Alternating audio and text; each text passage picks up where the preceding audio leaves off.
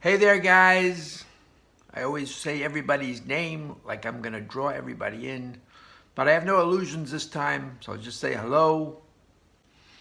I want to talk to you about Parshat Ki Tavo, a beautiful moving ceremony and what it might mean.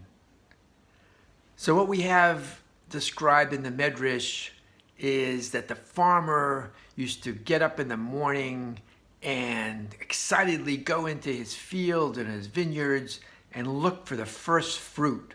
And when he saw something, he would put a ribbon around it and declare, "This is the Bikurim, this is for the first fruits." And they would gather, all the farmers in Israel would gather their first fruits and go on this beautiful ceremony. They would carry the baskets on their shoulders and they would decorate even their animals with crowns, and people would be playing flutes and all kinds of music, and they'd march to Jerusalem. And as they approached Jerusalem, the artisans of Jerusalem would say, "Welcome our brothers in peace." And even the king themselves would approach people and take the basket off the farmer's shoulder and put it on his own shoulder, and everybody would then march with them in a big, beautiful ceremony into the temple of Jerusalem. And when they got there, they said a prayer that's very familiar to us today.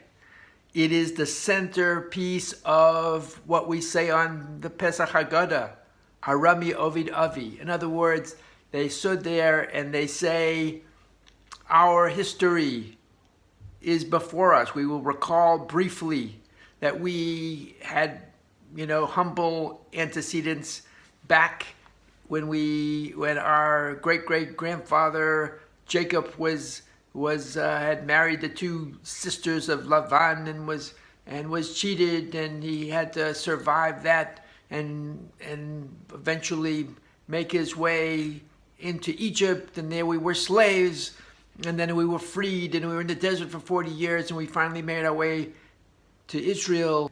We had to work the land ourselves, and we had to work hard, and now we get that fruit, and we know that it's the same principle as in the desert. It's the same principle throughout time. This is all a gift from God.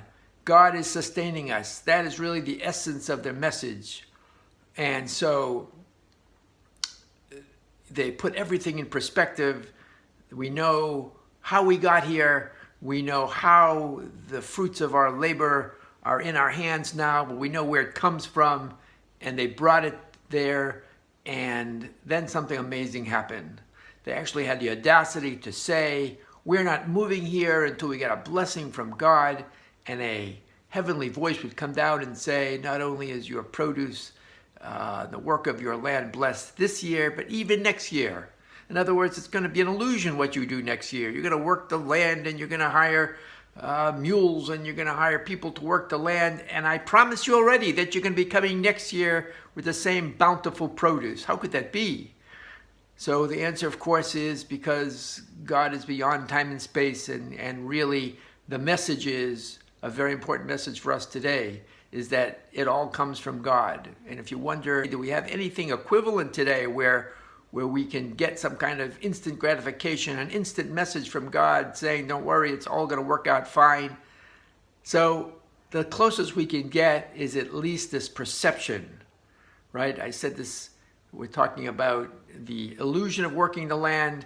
If we can break through the illusion, and we know that it's not at the end of the year a bigger paycheck if we worked harder, and it's a blessing from God, and how the stock market will do and how our net worth will look, it's all comes from God. And yes, we can't sit on the couch and say, just make it happen. We need to do our part. We need to do our hishtadlut.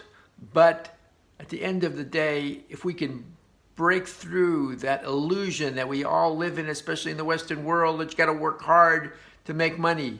If we can know that it all comes from God, then at least we are approaching that amazing level that they reached at the time the Jewish farmers would bring their produce in. It's amazing that this kind of a miracle happened every year, that they got word from God that this blessing that they were bringing in baskets, God was saying, the same thing will happen to next year. So since the new year is coming, I want to wish you a blessing for next year.